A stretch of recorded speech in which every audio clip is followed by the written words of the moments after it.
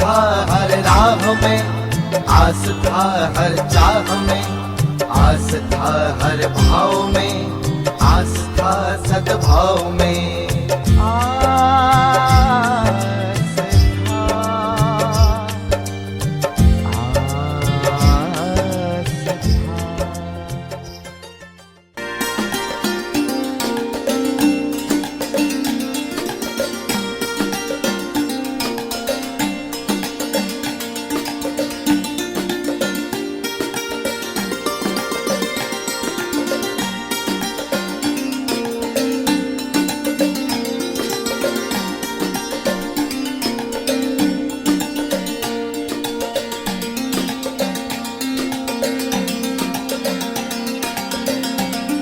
नृत्तावसाने नटराज राजो ननादढक्कां नवपञ्चवारम् उद्धर्तु कामान् सनकादिसिद्धान् एतद्विमर्शे शिवसूत्रजालम्।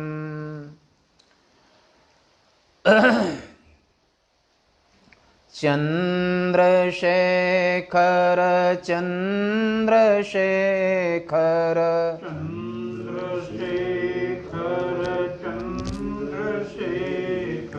चंद्रशेखर चंद्रशेखर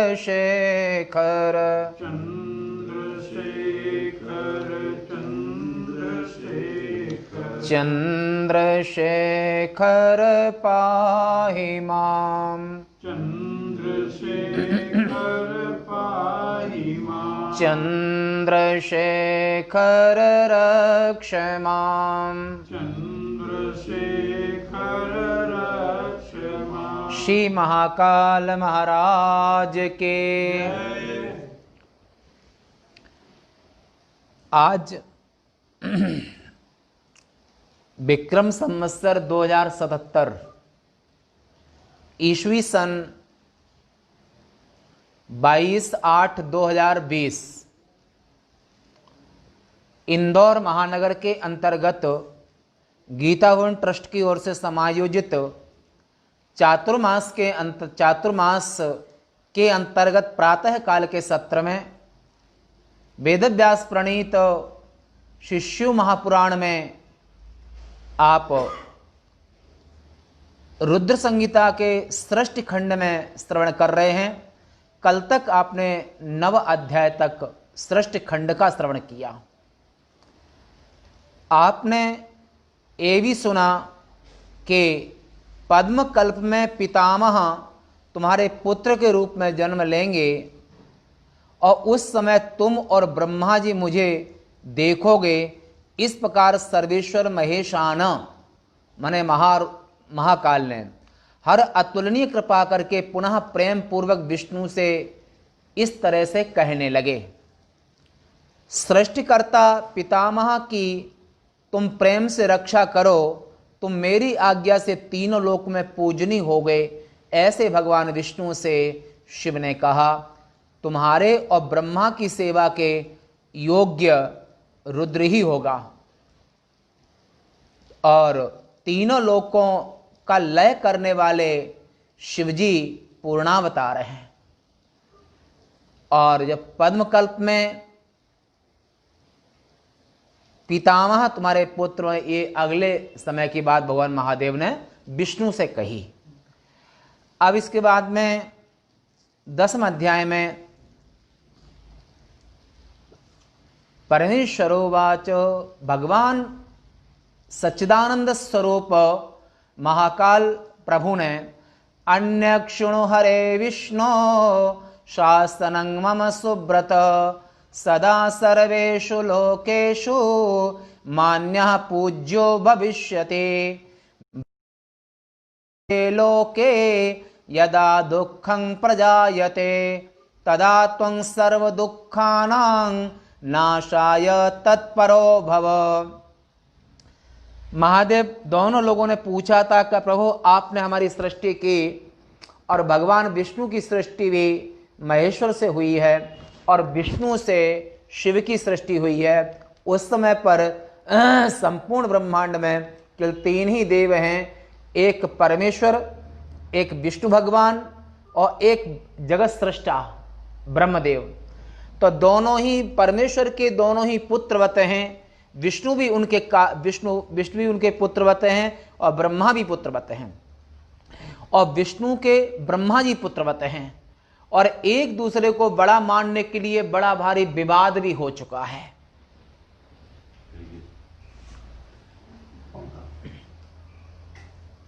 बड़ा भारी विवाद भी हो चुका है, जो एक दूसरे को बड़ा मानने के लिए शिव और विष्णु के बीच में बड़ा भारी युद्ध हुआ था। तब महादेव ने आकर के दोनों को बताया कि ब्रह्मा जी आपके कारण विष्णु ही हैं, और विष्णु की नाभि कमल से ही तुम्हारी सृष्टि हुई है, अतः तुम्हारे जो कारण, तुम्हारे पिता तुमसे बड़े वो भगवान विष्णु ही हैं। और विष्णु को महादेव ने ईश्वरता भी प्रदान की। क्यों? सत्य केवल पर। विष्णु भगवान ने सत्य का परित्याग नहीं किया, ईश्वरता प्रदान की। ऐसे परमेश्वर ने दोनों से कहा कि हे सुव्रत, माने अच्छे व्रतों का पालन करने वाले, दोनों ने पालन किया, जगत सृष्टा ने भी और जगत के पालन करने वाले ने भी, कि मेरी आज्ञा को सुनो, तुम सदा सब लोगों के मान्य और पूज्य हो गए। ब्रह्मा विष्णु, ब्रह्मा जी द्वारा रचित लोक में जब दुख पैदा होगा, तब तुम उस दुख का विनाश करने के लिए हमेशा तत्पर रहना। ऐसे विष्णु को परमेश्वर ने आज्ञा दी। और मैं तुम्हारे सभी असहनीय कार्यों में सहायता हमेशा करता रहूंगा। मैं तुम्हारे भयंकर अजय शत्रुओं का भी विनाश हमेशा करता रहूंगा। हे विष्णु, अनेक अवतारों को लेकर के अपनी उत्तम कीर्ति का विस्तार करो। संसार के प्राणियों को तारने के लिए हमेशा तत्पर रहो। यशस्वी व्यक्ति वही होता है जिसका यश शरीर छोड़ने के बाद में भी रहता है, वही व्यक्ति जन्म लेना सार्थक हो रहता है। यद्यपि आचार्य भाष्यकार ने यह कहा है, जन्मो ही कोवा यस्य पुनर्न जन्म। जन्म किसका लेना सार्थक है? जिसका दोबारा जन्म न हो। और दोबारा जन्म किसका नहीं होगा? जो पुण्यात्मा होगा, उदार होगा, विशाल हृदय होगा, स्थिर बुद्धि होगा। स्थिर बुद्धि असम्मूढ़ा स्थित प्रज्ञस्तदोच्यते। जो स्थित प्रज्ञ, दृढ़ निश्चय, दृढ़ प्रतिज्ञ जो व्यक्ति पुरुष होता है, वो संसार में पर हित में रत जो सदा रहा, जो दूसरे के हित में रत रहता है, उसकी कीर्ति अक्षुण होती है। ऐसे प्रभु ने कहा, विष्णु तुम ऐसे कार्य करते रहो जिससे तुम्हारी कीर्ति अक्षुण संसार में बनी रहे। मैं सगुण रूप में रुद्र हूं। भगवान महेश्वर परमेश्वर ने सगुण रूप में ब्रह्मा, विष्णु और रुद्र, स्वयं मैं रुद्र बन के आऊंगा। और एक विष्णु, और विष्णु को पालन, ब्रह्मा को सृजन, और स्वयं बन के आए वो संहार के देवता मैं बनूंगा। मैं रुद्र के रूप में आऊंगा। तो ऐसे मैं सगुण रूप, जो ये रुद्र परमेश्वर का सगुण रूप है, और ब्रह्मा विष्णु तीनों का जो कारण है वो निर्गुण रूप है, ये यहां पर। तो ऐसे में सगुण रूप से रुद्र इस शरीर से सदैव लोगों के समस्त कार्यों को करूंगा। जिन्हें तुम नहीं कर सकोगे उन्हें भी मैं करूंगा, इसमें कोई संदेह नहीं है। रुद्र को अपना ध्यान करना चाहिए, ब्रह्मा जी को रुद्र का ध्यान करना चाहिए, रुद्र को आत्मस्वरूप में रहना चाहिए, ब्रह्मा जी को रुद्र का ध्यान करना चाहिए। क्यों? सृष्टि करने का सामर्थ्य वो रुद्र के ध्यान से प्राप्त होगा। ऐसे ब्रह्मा जी को रुद्र की तपस्या, रुद्र का ध्यान करना चाहिए। और तुम दोनों में तथा तुम में, रुद्र में कोई अंतर नहीं है, विष्णु में और रुद्र में कोई अंतर नहीं है। वस्तुतश्चापि चैकत्वं वरतोपि तथैव च लीलयापि महाविष्णु सत्यं सत्यं न संशय। हे विष्णु, इसमें कोई संशय नहीं है, हमारे में तुम्हारे में कोई भेद नहीं है। ऐसा परमेश्वर ने कहा। और परमेश्वर ने ये भी कहा कि तुम्हारा सृजन मैंने किया पालन करने के लिए, ब्रह्मा का सृजन तुमसे कराया सृष्टि करने के लिए, और संहार के लिए मैं स्वयं आऊंगा। संहार करना बड़ा कठिन कार्य है, दूसरे को दान देना सरल बात है, दूसरे को दान पुण्य करना सरल बात है, उदार हैं तो दे सकते हैं, कंजूस नहीं, परंतु और कला और बुद्धिमत्ता होने पर सृजन भी कर सकते हैं। परंतु प्रलय का जो कार्य है ये इतना सरल नहीं है। तो इतना भयंकर कठिन का प्रलय करने के लिए जो प्रलय के देवता के रूप में मैं साकार में रुद्र बन के आऊंगा।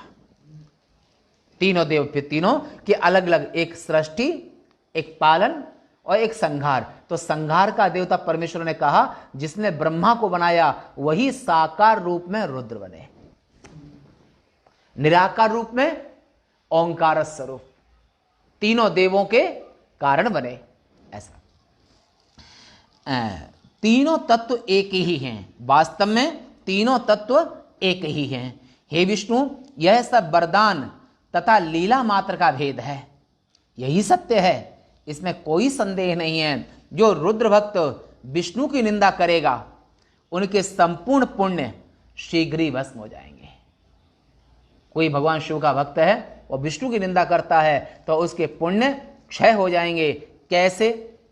जैसे तूल में अग्नि, माने जो पैरा घास फूस में अग्नि जला देती है तो भस्म हो जाएंगे। नरके पतनं तस्य त्वद्वेषात् पुरुषोत्तम मदाज्ञया भवेद् विष्णु सत्यं सत्यं न संशयः। और हे पुरुषोत्तम विष्णु कहा, तुम्हारे साथ बैर करने के कारण उसका नरक में पतन हो जाता है। जो विष्णु की निंदा करता है और शिव का भक्त कहता है मैं शिव भक्त हूं और विष्णु की निंदा करता है, ये आदमी अच्छा नहीं है, पुण्य नहीं बचेंगे इसका। और ऐसे विष्णु का भक्त है और शिव की निंदा करता है, इसके भी पुण्य ऐसी जल के खाक हो जाते हैं, उसके पुण्य बचते नहीं है। इसलिए यहां पर रुद्र भक्त विष्णु की निंदा करेगा तो उसके संपूर्ण पुण्य शीघ्र ही भस्म हो जाएंगे। हे पुरुषोत्तम, तुम्हारे साथ बैर करने के कारण उसका नरक में पतन हो जाता है। हे विष्णुदेव, ऐसी मेरी आज्ञा है, यह सत्य है, सत्य है, इसमें कोई संदेह नहीं है। हे विष्णु, इस लोक में तुम मनुष्यों को विशेष करके भुक्ति और मुक्ति, भुक्ति माने संसार का ऐश्वर्य, मुक्ति बंधन का नाश, किसी की गुलामी नहीं, बंधन का नाश। माया का भी एक बंधन है, माया की भी एक जेल है। अब इस शरीर में सुख है, दुख है, हम चाहने पर भी शरीर छोड़ नहीं सकते हैं, जेल ही तो है, जेल ही तो है। और हम चाहने पर भी शरीर, अगर अपनी इच्छा का शरीर नहीं ले सकते हैं, जेल ही तो है। पर किसकी जेल है? माया की जेल है। और जो भगवान विष्णु के पास, विष्णु और रुद्र में एकता, विष्णु और रुद्र में अभिन्नता, विष्णु और रुद्र को एक करके मानेगा और एक दूसरे निंदा नहीं करेगा तो उसको भुक्ति और मुक्ति, संसार में कभी धन धान्य का अभाव नहीं होगा और मरने के बाद में माया उसको बांध नहीं सकेगी, ये कहा। तो ऐसा कहकर के मेरा और ब्रह्मा का हाथ पकड़ करके उन्होंने हरि से कहा, प्राणियों के दुखों में उनको दूर करने के लिए सदैव तुम सहायक बनो, भगवान विष्णु से कहा। और कालांतर में भगवान विष्णु को जो चक्र दिया है वो महादेव ने ही दिया है, और चक्र का काट किसी के पास नहीं है। पर है कौन सा? इंद्र कुलिश मम सूल विशाला, काल दंड हरि चक्र कराला, जो इनकर मारा नहीं मरई, विप्ररोष पावक सोई जरई। माने ब्रह्मनिष्ठ का, विप्र माने ब्रह्मनिष्ठ, आत्मज्ञ, आत्मज्ञ, ब्रह्मनिष्ठ। ब्रह्मनिष्ठ का जो शाप है उस शाप के सामने न ब्रह्मा का कोई आशीर्वाद चलेगा, ना विष्णु का चक्र चलेगा, ना रुद्र का त्रिशूल चलेगा। विप्ररोष पावक सोई जरई, इंद्र कुलिश, इंद्र का वज्र भी काम नहीं करेगा है? और मतलब यहाँ पर जो इनकर मारा नहीं मरई, जो इन सब का ये जो ऐसे अस्त्र इनका मारा नहीं मरई, वो श्रोत्रिय जो ब्रह्मनिष्ठ महात्मा, ब्रह्मनिष्ठ सदग्रस्त और ब्रह्मनिष्ठ कोई प्राणी है, अगर ब्रह्मनिष्ठ के शाप से, ब्रह्मनिष्ठ के दिल के दुखाने से, ब्रह्मनिष्ठ की अगर वो आत्मा से शाप वरदान देता है तो उसके शाप से कोई बचा नहीं सकता है। विप्ररोष पावक सोई जरई, केवल जात्या नहीं, कर्मणा, धुंधकारी महाखला, जाति से ब्राह्मण है धुंधकारी, परंतु मरने के बाद प्रेत बना, और वो उसकी कोई वाणी सच नहीं होती थी। परंतु अष्टावक्र जी महाराज 8 जगह टेढ़े हैं, ब्रह्मनिष्ठ हैं, और गंधर्व माने जो देवता को भी वहां पर अजगर बना दिया, अघासुर बना। वो अष्टावक्र के शाप से बना था जो अघासुर। तो वो बड़ा सौंदर्य रूप लावण्य सौंदर्य से मदमत्त हो रहा था, और अष्टावक्र को परेशान किया कि बोला ये इतनी सुंदर मनोहर चाल कहाँ से लाए। तो बोला तुझे चाहिए क्या है? उपहास किया। उपहास का दंड उसको मिला अघासुर। तब अनुनय विनय किया, बोलो भगवान कृष्ण जब अवतार लेंगे उस समय तेरे इस पाप से मुक्ति होगी। शरीर से टेढ़े हैं, महान ब्रह्मनिष्ठ हैं अष्टावक्र जी महाराज। ऐसे एक से ऋषि हैं, ब्रह्मनिष्ठ महात्मा हो जाते हैं। हाँ, वो ये ब्रह्मा विष्णु महेश के हाँ हाँ उसी स्तर के वो परमेश्वर समान। ब्रह्मा विष्णु महेश तीनों कार्य ब्रह्म है, ठीक है ना। और वो हाँ वो ब्रह्मविद ब्रह्म ही भवति, ये यजुर्वेद है कि ब्रह्मनिष्ठ महात्मा ब्रह्म स्वरूप होता है, तीनों का कारण होता है, और इनकी बात को तीनों नहीं काट सकते हैं। सबकी आत्मा होता है वो, है पंडिता समदर्शिना, सबकी आत्मा। तो तुम सभी देवताओं के अध्यक्ष हो गए, विष्णु से कहा। सभी को भुक्ति तथा मुक्ति प्रदान करोगे, विष्णु से कहा। प्राणियों के सभी कार्यों को सिद्ध करने वाले हो गए। मेरी आज्ञा से तुम सभी के प्राण स्वरूप हो गए। हे हरि, संकट काल में मेरे शरीर रूपी तुम्हारा भजन किया जाएगा। जिसने तुम्हारा सहारा लिया है वह निश्चित ही मेरे ही सहारे पर है।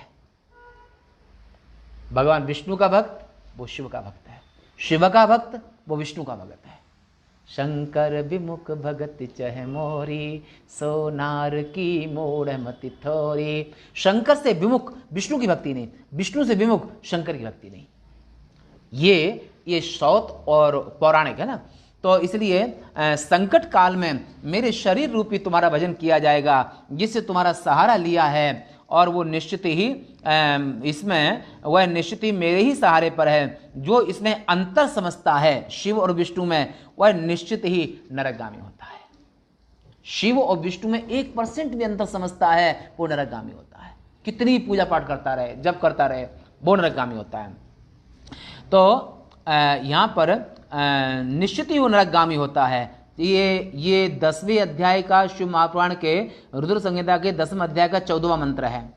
तो इसमें 14वें मंत्र में कहते हैं कि त्वांग यह समाशितो नूनंग, नून में तनिक छोटा सा, नूनंग मामेव स समाशितः अंतरंग यश्च जानाति निरये पतति ध्रुवम।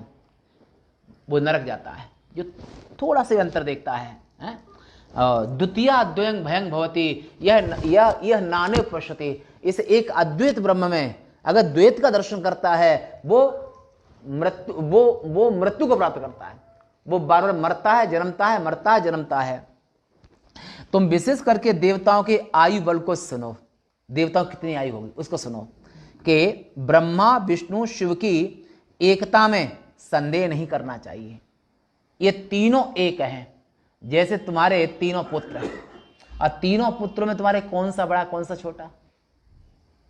एक पिता के 3 पुत्र हैं, तो ब्रह्मा विष्णु परमेश्वर एक हैं, और तीनों को एक ही ने पैदा किया है, तो कौन सा बड़ा कौन सा छोटा?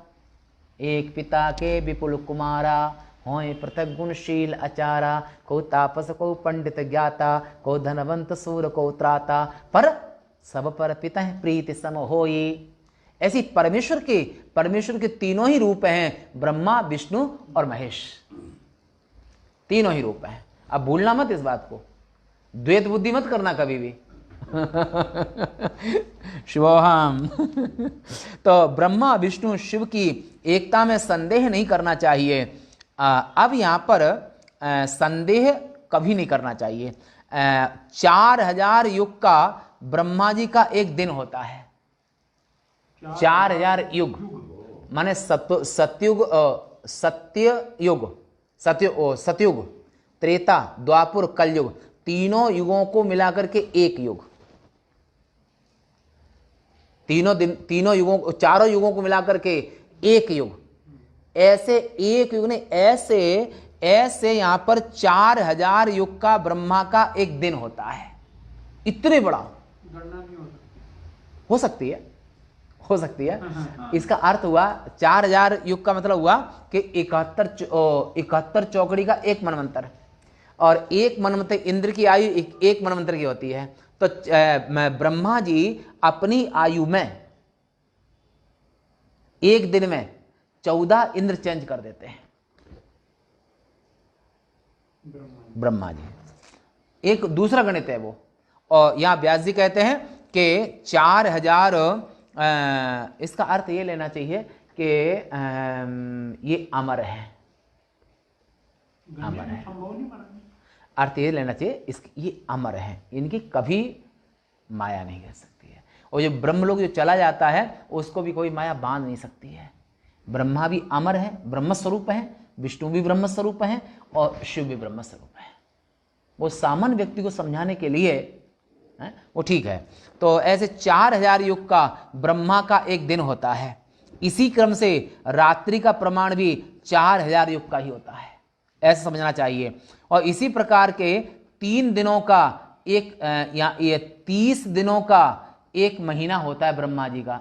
ब्रह्मा जी का एक दिन का ऐसे 30 दिन का एक महीना होता है, और 12 महीनों का एक वर्ष ब्रह्मा जी का होता है। इस प्रकार ब्रह्मा जी की 100 वर्ष की आयु कही है। कितनी हो जाएगी? और ब्रह्मा जी अभी 50 वर्ष से ऊपर चले गए, तो सोचो आपने कितनी बार जन्म लिया होगा, कितनी बार शरीर छोड़ा होगा। कम पड़ जाएगी महाराज। तो ब्रह्मा का एक वर्ष, विष्णु का एक दिन। ब्रह्मा का एक वर्ष, विष्णु का एक दिन। वह अपने प्रमाण से 100 वर्ष तक जीवित रहते हैं। ब्रह्मा जी का एक वर्ष, विष्णु का एक दिन, ऐसे 365 विष्णु के दिन, और ऐसे विष्णु भगवान भी 100 वर्ष तक, इतनी लंबी आयु में। ब्रह्मा का एक दिन एक वर्ष कम नहीं होता है, बहुत होता है। तो ब्रह्मा जी सुबह सृष्टि करते हैं और शाम को समेट लेते हैं और सो जाते हैं। ऐसे ब्रह्मा जी 14 बार इंद्र अपने एक दिन में चेंज कर देते हैं, 14 इंद्रों को। तो ब्रह्मा का एक वर्ष, विष्णु का एक दिन होता है। वह अपने प्रमाण से 100 वर्ष तक जीवित रहते हैं। विष्णु के एक वर्ष के बराबर शिव का एक दिन होता है। किनका? रुद्र, जो कार्य ब्रह्म के रूप में है, परमेश्वर नहीं, कार्य ब्रह्म के रूप में है। ब्रह्मा, विष्णु, रुद्र, जो कार्य ब्रह्म, भगवान परमेश्वर ने कहा था कि मैं कार्य ब्रह्म के रूप में रुद्र बनूंगा, तो उनका, तो विष्णु का एक वर्ष और रुद्र का एक दिन। ऐसे इस प्रकार नर रूपी शिव भी 100 वर्ष तक जीवित रहते हैं। वो कार्य ब्रह्म, कार्य शिव, रुद्र साकार, निराकार नहीं। निराकार में तो कोई परिवर्तन होता ही नहीं है कि सामान्य चेतन, विशेष चेतन। जब आप पढ़ेंगे वेदांत में ना, एक सामान्य चेतन, विशेष चेतन, तो सामान्य चेतन में कभी कोई परिवर्तन होता ही नहीं है। जैसे कहे ना, ये काठ है, इस काठ में अग्नि है और चूल्हे की अग्नि है, तो चूल्हे की अग्नि का अर्थ है कार्य ब्रह्म,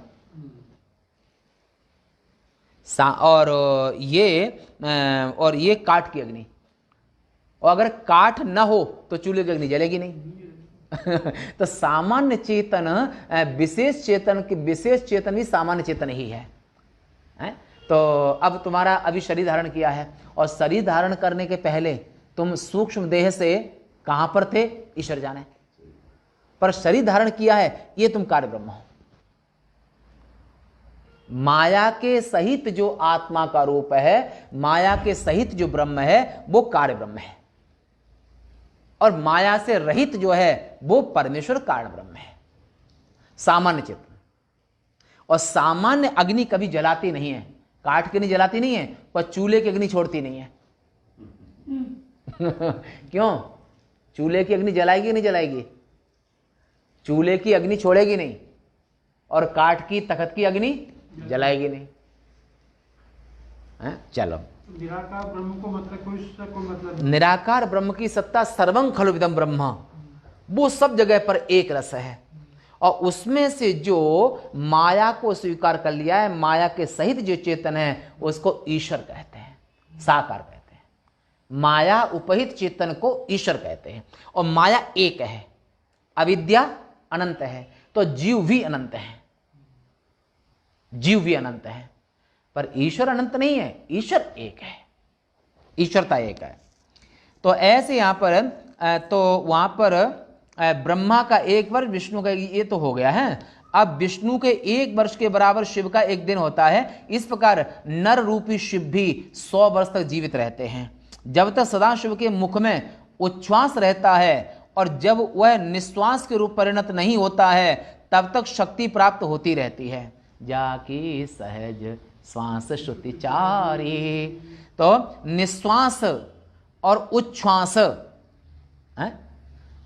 श्वास को लेना और छोड़ना है, और ये निश्वास और उच्छ्वास का क्रम सभी शरीरधारियों ब्रह्मा, विष्णु, शिव, गंधर्व, सर्प, राक्षस आदि में देखा जाता है। हे श्रेष्ठ देवताओं, 21,600 बार 600 दिन रातों का प्रमाण कहा है कि एक जीव 21,600 बार श्वास लेता है और छोड़ता है।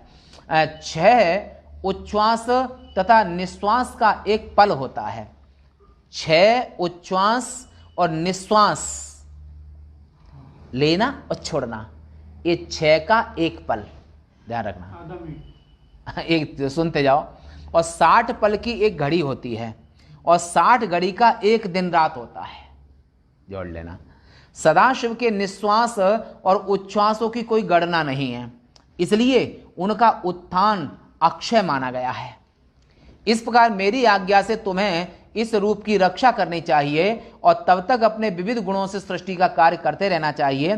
तब ब्रह्मा जी ने एक सुंदर बात कही कि जितेंद्रिय मैं और विष्णु इस प्रकार शिवजी के वचनों को सुनकर के विश्वेश्वर को प्रणाम कर धीरे धीरे कहने लगे। पहले विष्णु ने कहा कि विष्णु हमारे पिता हैं, विष्णु से हम पैदा हुए हैं, ये बात निर्णय हो चुकी है, तो हमने पहले अपने बड़ों को चांस दिया कहने का। तो परमेश्वर से पहली विनंती विष्णु ने की। क्या कहा विष्णु ने? विष्णु कहा, हे कृपा सिंधु संसार के स्वामी शंकर भगवान, सुनिए, मैं आपकी आज्ञा के वश में होकर यह सब करूंगा जो आप कह रहे हैं।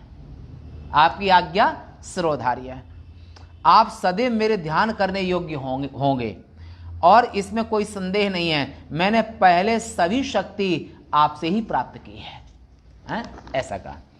तो ये स्वामी, आपका ध्यान ही मेरा सर्वस्व है, वह एक क्षण के लिए भी मेरे मन से कभी ना उतरे।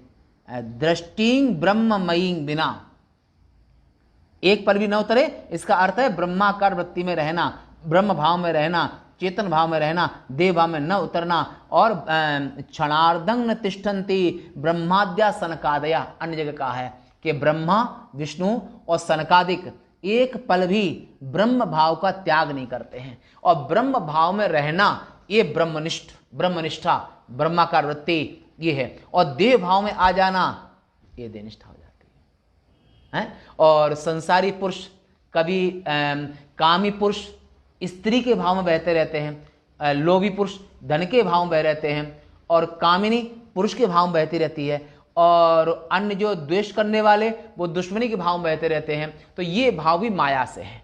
ये सभी संसार भूत बीज भूतो राग द्वेषो, राग और द्वेष का त्याग करके जो आत्म भाव में रहना है, ये ब्रह्म भाव ब्रह्म बद अवतिष्ठते। गीता में अर्जुन ब्रह्म बद अवतिष्ठते। अर्जुन, चाहे तुम युद्ध करो, चाहे राजा बनो, परंतु ये जो है अहम आत्मा, इस भाव का कभी परित्याग मत करो।